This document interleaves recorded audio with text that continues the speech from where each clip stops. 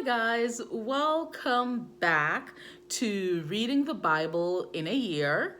Today is January 7th, Thursday, January 7th, the seventh day of our adventure of reading the Bible in 365 days. And I don't know about you, but I have been enjoying this. This is our seventh day. As I said, it's been a week. I've actually learned a lot, though, as I said to you guys before, I have read Genesis several times, but it's one of those things where each time you read it, you kind of learn something new, that you didn't know before. So I hope that you guys have, the few of you that have been watching, is actually enjoying this as much as I am. So, with that being said, we're going to get into today's reading.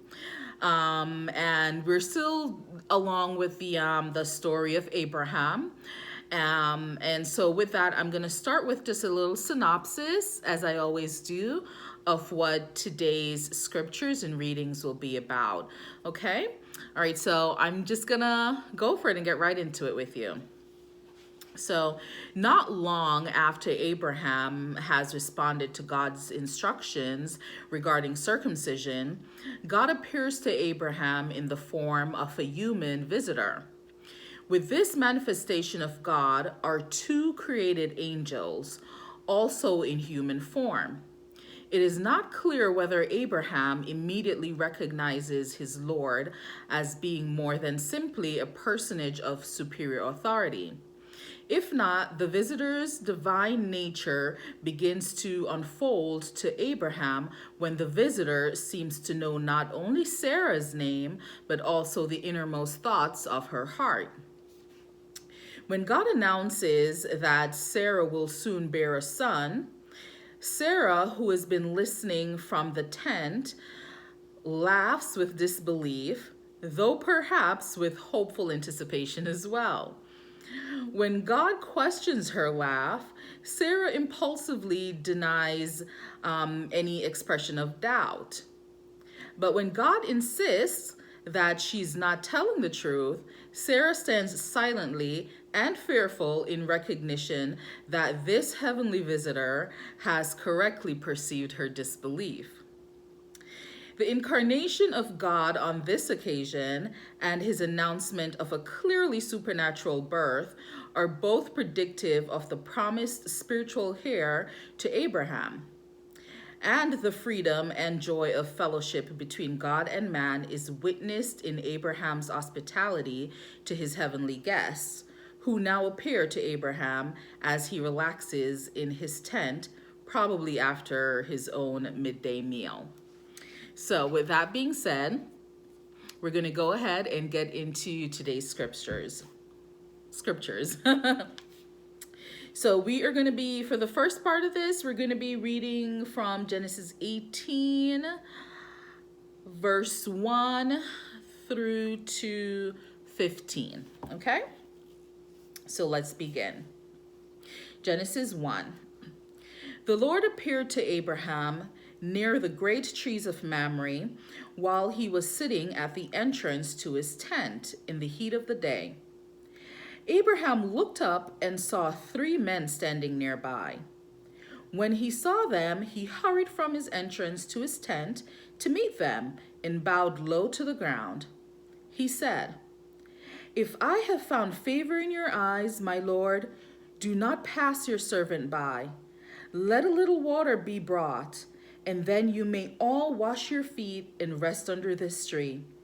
Let me get you something to eat, so you can be refreshed and then go on your way, now that you have come to your servant." "Very well," they answered, "do as you say." So Abraham hurried into the tent to Sarah. "Quick," he said, "get 3 seahs of the finest flour and knead it and bake some bread." Then he ran to the herd and selected a choice, tender calf and gave it to a servant who hurried to prepare it. He then brought some curds and milk and the calf that had been prepared and sat these before them. While they ate, he stood near them under a tree. "Where is your wife, Sarah?" they asked him. "They're in the tent," he said. Then one of them said, "I will surely return to you about this time next year, and Sarah, your wife, will have a son." Now Sarah was listening at the entrance of the tent, which was behind him. Abraham and Sarah were already very old, and Sarah was past the age of childbearing. So Sarah laughed to herself as she thought, "After I am worn out and my Lord is old, will I now have this pleasure?" Then the Lord said to Abraham, "Why did Sarah laugh and say, 'Will I really have a child now that I'm old?' Is anything too hard for the Lord? I will return to you at the appointed time next year, and Sarah will have a son." Sarah was afraid, so she lied and said, "I did not laugh." But he said, "Yes, you did laugh." We're now at Genesis 18. We're going to read 16 through to 33. When the men got up to leave, they looked down towards Sodom, and Abraham walked along with them to see them on their way. Then the Lord said, "Shall I hide from Abraham what I am about to do? Abraham will surely become a great and powerful nation, and all nations on earth will be blessed through him. For I have chosen him so that he will direct his children and his household after him to keep the way of the Lord by doing what is right and just, so that the Lord will bring about for Abraham what he has promised him." Then the Lord said, "The outcry against Sodom and Gomorrah is so great, and their sin so grievous, that I will go down and see if what they have done is as bad as the outcry that has reached me. If not, I will know." The men turned away and went towards Sodom, but Abraham remained standing before the Lord. Then Abraham approached him and said, "Will you sweep away the righteous with the wicked? What if there are 50 righteous people in the city? Will you really sweep it away and not spare the place for the sake of the 50 righteous people in it? Far be it from you to do such a thing, to kill righteous with the wicked, treating the righteous and the wicked alike? Far be it from you. Will not the judge of all the earth do right?" The Lord said, "If I find 50 righteous people in the city of Sodom, I will spare the whole place for their sake." Then Abraham spoke up again. "Now that I have been so bold as to speak to the Lord, though I am nothing but dust and ashes, what if the number of the righteous is 5 less than 50? Will you destroy the whole city for lack of 5 people? If I find 45 people," he said, "I will not destroy it." Once again, he spoke to him. "What if only 40 are found there?" He said, "For the sake of 40, I will not do it." Then he said, "May the Lord not be angry, but let me speak. What if only 30 can be found there?" He answered, "I will not do it if I find 30 there." Abraham said, "Now that I have been so bold as to speak to the Lord, what if only 20 can be found there?" He said, "For the sake of 20, I will not destroy it." Then he said, "May the Lord not be angry, but let me speak just once more. What if only 10 can be found there?" He answered, "For the sake of 10, I will not destroy it." When the Lord had finished speaking with Abraham, he left, and Abraham returned home. The 2 angels arrived in Sodom in the evening, and Lot was sitting in the gateway of the city. When he saw them, he got up and met them and bowed down with his face to the ground. "My lords," he said, "please turn aside to your servant's house. You can wash your feet and spend the night and then go on your way early in the morning." "No," they answered, "we will spend the night in the square." But he insisted so strongly that they did go with him and entered his house. He prepared a meal with them, baking bread without yeast, and they ate. Genesis 19, I should say, verses 4 through to, we're going to go all the way through to 28. Before they had gone to bed, all the men from every part of the city of Sodom, both young and old, surrounded the house. They called to Lot, "Where are the men who came to you tonight? Bring them out to us so that we can have sex with them." Lot went outside to meet them and shut the door behind him and said, "No, my friends, don't do this wicked thing. Look, I have 2 daughters who have never slept with a man. Let me bring them out to you, and you can do what you like with them. But don't do anything to these men, for they have come under the protection of my roof." "Get out of our way," they replied. "This fellow came here as a foreigner, and now he wants to play the judge? We'll treat you worse than them." They kept bringing pressure on Lot and moved forward to break down the door. But the men inside reached out and pulled Lot back into the house and shut the door. Then they struck the men who were at the door of the house, young and old, with blindness, so they could not find the door. The 2 men said to Lot, "Do you have anyone else here, sons-in-law, sons or daughters, or anyone else in the city who belongs to you? Get them out of here, because we're going to destroy this place. The outcry to the Lord against its people is so great that he has sent us to destroy it." So Lot went out and spoke to his sons-in-law, who were pledged to marry his daughters. He said, "Hurry and get out of this place, because the Lord is about to destroy the city." But his sons-in-law thought he was joking. With the coming of dawn, the angels urged Lot, saying, "Hurry, take your wife and your daughters who are here, or you will be swept away with when the city is punished."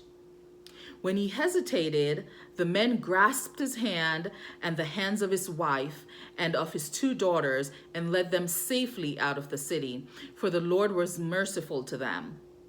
As soon as they had brought them out, one of them said, "Flee for your lives. Don't look back, and don't stop anywhere in the plain. Flee to the mountains, or you will be swept away."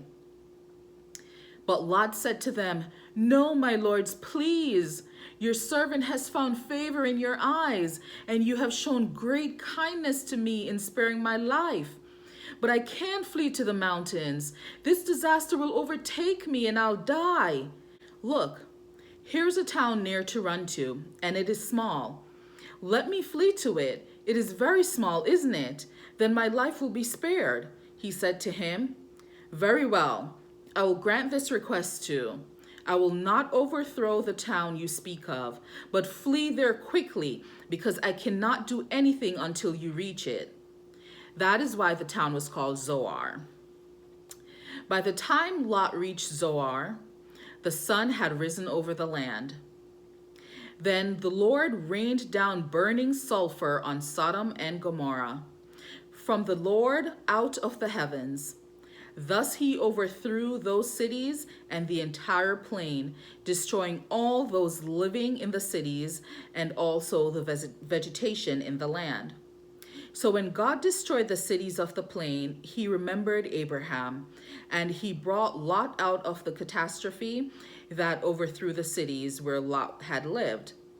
But Lot's wife looked back, and she became a pillar of salt. Early the next morning, Abraham got up and returned to the place where he had stood before the Lord. He looked down toward Sodom and Gomorrah, toward all the land of the plain, and he saw dense smoke rising from the land like smoke from a furnace. All right, guys, so that is the end of today's reading, day 7, January 7th. Quite interesting, I must say. I mean, with all the craziness that was going on in Sodom and Gomorrah, I can understand why, God saw fit to destroy it, he was like, absolutely not. We gotta be rid with this, you know. We gotta start over completely. And thankfully, he, you know, was graceful and merciful enough to spare Lot and his family. Unfortunately, as it said, his wife looked back, although, you know, they were told not to look back, just go, don't stop. She looked back, and you know, she became a pillar of salt. I'm sure, you know, with the world that we're currently living in, and all that's going on today, I'm sure God is not pleased, and you know, he's looking down on us. And I hope that, you know, well, I'm not going to say I hope, I know that he's merciful enough to save the righteous as he did with Lot. So, and I hope that I'm considered to be one of the righteous, and you know, those of you who are watching here with me. But with that being said, if you guys enjoyed today's reading, comment down below, let me know. Let's talk about it. Let's talk about you know, Lot and his family, how God destroyed Sodom and Gomorrah. Let's talk about it. Let's discuss it, and give me your thoughts and feedback. If you're new to the channel and you have not subscribed as yet, please go ahead and do so. And once you've subscribed, hit that notification bell so that you'll be notified every single time I upload a video, which will be every day until the end of the year. Once again, guys, thank you so much for watching. I really do appreciate it. And with that, stay blessed, and I will see you tomorrow. Bye.